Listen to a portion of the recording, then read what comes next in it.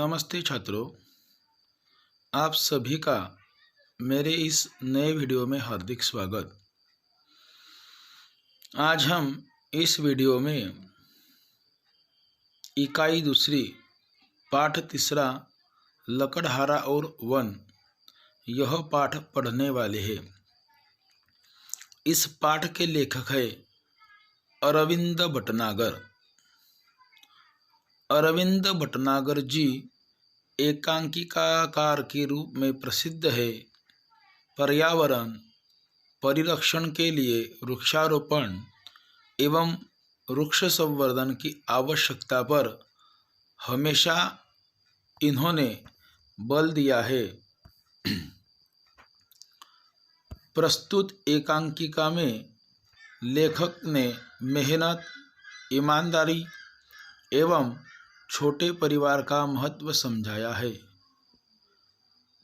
इनका कहना है कि पेड़ पौधों से हवा, पानी, फल मिलते हैं, अतः हमें पेड़ पौधों, वनों का संरक्षण करना चाहिए। छात्रों, हम सभी जानते हैं कि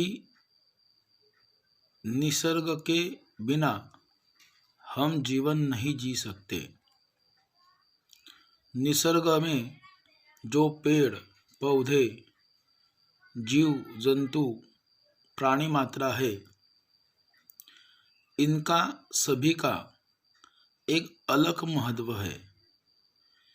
और निसर्ग में जो भी सारी चीज़ें हैं वह इंसान के लिए उपयुक्त है। लेकिन जब भी इंसान स्वार्थी हो जाता है या फिर थोड़े फायदे के लिए निसर्ग से खिलवाड़ करता है तो उसकी भारी कीमत इंसान को चुकानी पड़ती है। हाल ही में कोरोना वायरस जैसी महामारी सारी दुनिया में आई और इंसान का जीवन अस्त व्यस्त हो गया। अगर हम अच्छी तरह से निसर्ग का समतोल नहीं रखेंगे या फिर निसर्ग का ख्याल नहीं रखेंगे, निसर्ग के कार्य में अगर हम हस्तक्षेप करेंगे तो इंसान को मुश्किलों का सामना करना ही पड़ेगा। दोस्तों, निसर्ग का एक महत्वपूर्ण घटक है पेड़ और पौधे। इन पेड़ और पौधों से हमें कई सारी चीज़ें मिलती है।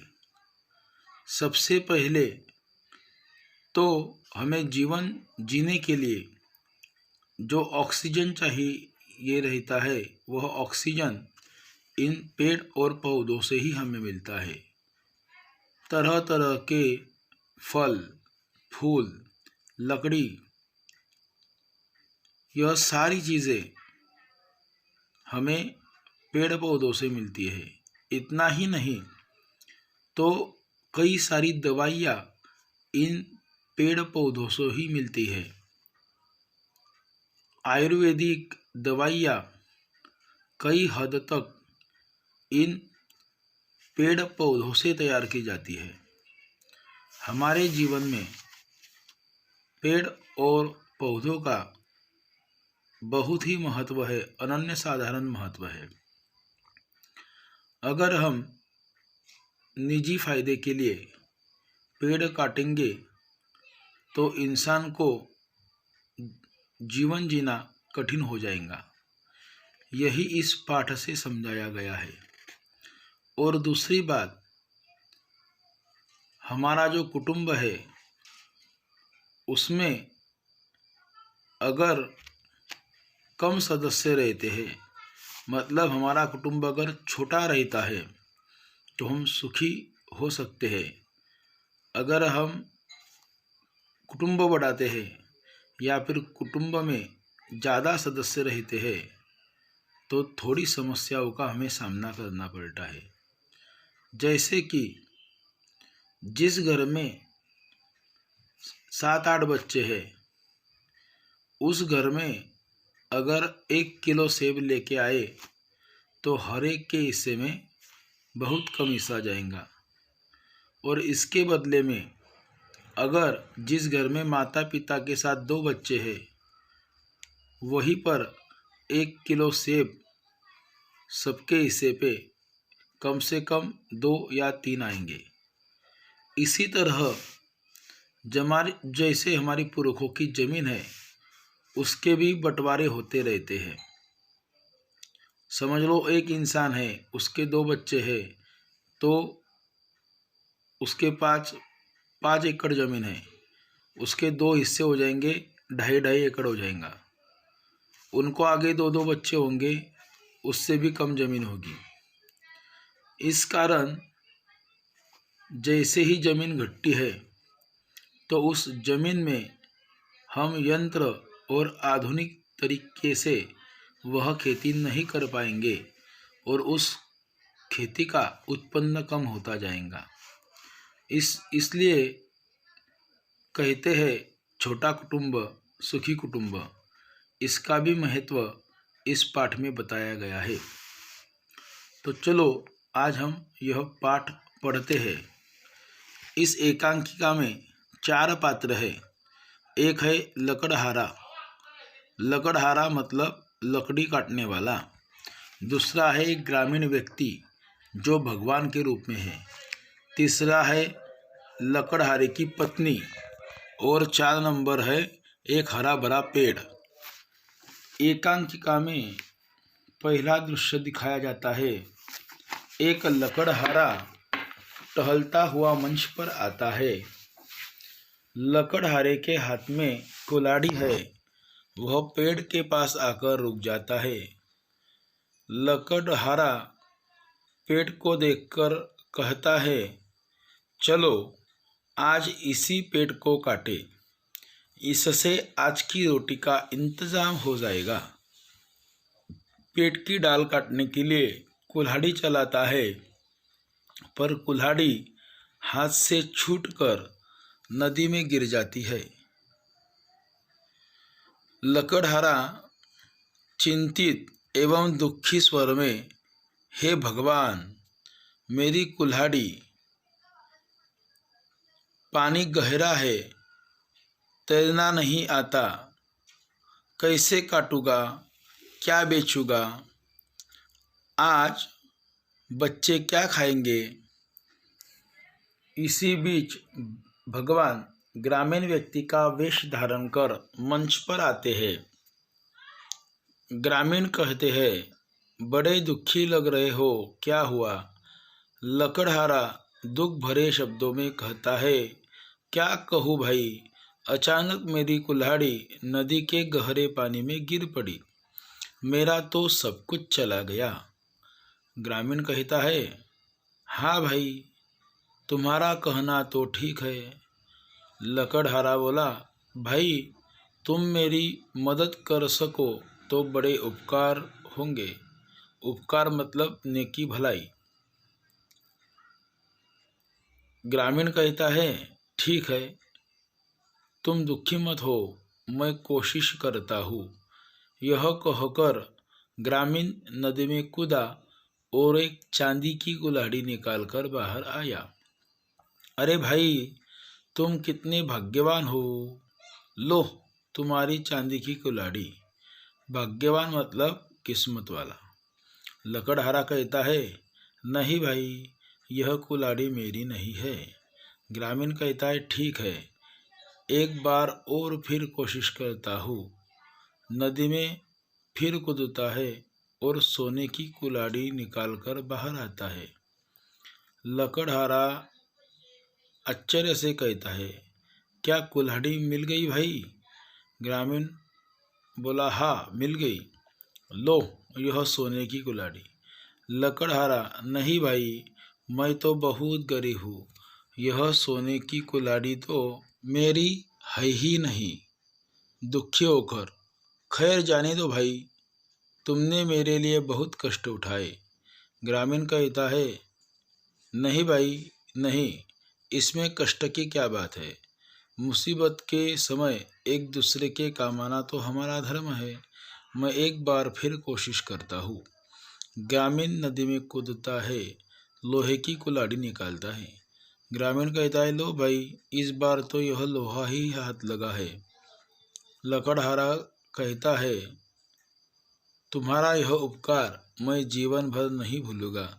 भगवान तुम्हें सुखी रखे। ग्रामीण कहता है, एक बात मेरे समझ में नहीं आई। लकड़हारा हाथ जोड़कर बोला, वह क्या? ग्रामीण बोला, मैंने तुम्हें पहले चांदी की कुल्हाड़ी दी, फिर सोने की दी, तुमने नहीं ली, ऐसा क्यों?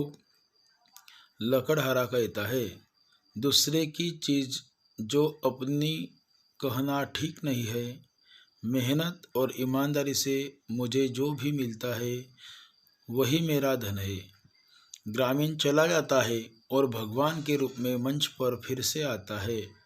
भगवान कहते हैं, धन्य हो भाई, मैं तुम्हारी ईमानदारी से बहुत प्रसन्न हूँ, लेकिन एक शर्त पर। तुम हरे भरे पेड़ों को नहीं काटोगे, न ही लालच में पड़कर जरूरत से अधिक सूखी लकड़ी काटोगे। यहाँ तक का पाठ्य भाग हम आज पढ़ने वाले हैं। दोस्तों, एकांकिका के इस पहले दृश्य में हमने क्या देखा, तो इसमें 4 पात्र है। पहला जो पात्र है वह है खुद लकड़हारा, दूसरा है ग्रामीण के भेष में भगवान, तीसरे जो है वह है हरा भरा पेड़, और चौथा लकड़हारे की पत्नी। एक लकड़हारा रहता है जो बहुत गरीब रहता है और अपना जीवन लकड़ी काटकर व्यतीत करता है। प्रतिदिन अपना घर चलाने के लिए वह जंगल से लकड़ी काटकर लाता है। एक दिन वह लकड़ी काटने के लिए जाता है तो लकड़ी काटते वक्त उसकी कुल्हाड़ी नीचे तालाब में पानी में गिर जाती है।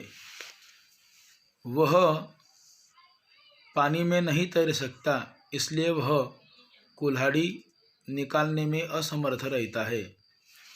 वह सोचता है कि हे भगवान, आज मेरी उपजीविका का साधन चला गया, मैं अपने घर वालों का पेट कैसे पालूंगा। वह चिंतित होता है, लेकिन उसी समय वहाँ पर एक ग्रामीण व्यक्ति के भेष में स्वयं भगवान आते हैं और भगवान उसे पूछते हैं, क्या हुआ? लकड़हारा कहता है कि हे भाई, मेरी कुल्हाड़ी इस पानी में गिर गई, क्या करूं, मुझे तैरना नहीं आता, तुम कुछ मदद कर सकते हो? उसी वक्त वह ग्रामीण कहता है, जो भगवान के भेष में रहता है, हाँ ठीक है, प्रयास करता हूँ। और वह पानी में तैरकर देखता है, नीचे जाकर देखता है तो उसे वह जो कुल्हाड़ी मिलती है वह चांदी की रहती है। और वह ग्रामीण कहता है, लो भाई, तुम बड़े भाग्यवान हो, तुम्हारी कुल्हाड़ी मिल गई। लेकिन लकड़हारा कहता है, नहीं, यह मेरी कुल्हाड़ी नहीं है। फिर प्रयास कर कर वह ग्रामीण दूसरी कुल्हाड़ी लाता है और वह कुल्हाड़ी रहती है सोने की। लकड़हारा कहता है, नहीं, मैं गरीब आदमी हूँ, ये सोने की कुल्हाड़ी मैं कहाँ से लाऊंगा, यह भी कुल्हाड़ी मेरी नहीं। हताश होता है और कहता है कि तुमने मेरे लिए बहुत प्रयास किए, लेकिन कुछ हाथ नहीं लगा। वह मायूस होता है। यह देखकर भगवान के भेष में जो ग्रामीण रहता है वह कहता है, नाराज क्यों होते हो भाई, मैं और एक बार प्रयास करता हूँ। और वह फिर पानी में डुबकी लगाता है और कहता है, इस बार तो यह लोहा ही हाथ आया है। अपनी लोहे की कुल्हाड़ी देखकर वह लकड़हारा खुश होता है और वह कुल्हाड़ी का स्वीकार करता है। फिर ग्रामीण कहता है कि मैंने पहले तुम्हें चांदी की कुल्हाड़ी दी, फिर सोने की कुल्हाड़ी दी, लेकिन तुमने उसका स्वीकार नहीं किया, ऐसा क्यों? तभी वह लकड़हारा कहता है कि दूसरों की जो चीज़ रहती है वह लेना ठीक नहीं। अपने भाग्य से, अपने मेहनत से जो मिलता है उसी में गुजारा करना चाहिए। इसलिए मैंने वह कुल्हाड़ी नहीं स्वीकार की। लकड़हारे की यह इंसानियत देखकर जो ग्रामीण रहता है वह मूल रूप में प्रकट होता है और भगवान स्वयं प्रकट कर उस लकड़हारे को कहते हैं कि धन्य हो भाई, मैं तुम्हारी यह ईमानदारी देखकर बहुत प्रसन्न हूँ, लेकिन मेरी एक शर्त है, तुम हरे भरे पेड़ कभी नहीं काटोगे और न ही जरूरत से अधिक सूखी लकड़ी लालच में आकर काटोगे। और वह लकड़हारा भी भगवान की यह शर्त मंजूर करता है और पहला अंक समाप्त होकर पर्दा गिरता है। इस तरह पहला भाग हमने आज पढ़ा। यह पाठ आप पढ़िए, अगर इसमें कुछ दिक्कत है तो आप हमें ज़रूर पूछिए। धन्यवाद।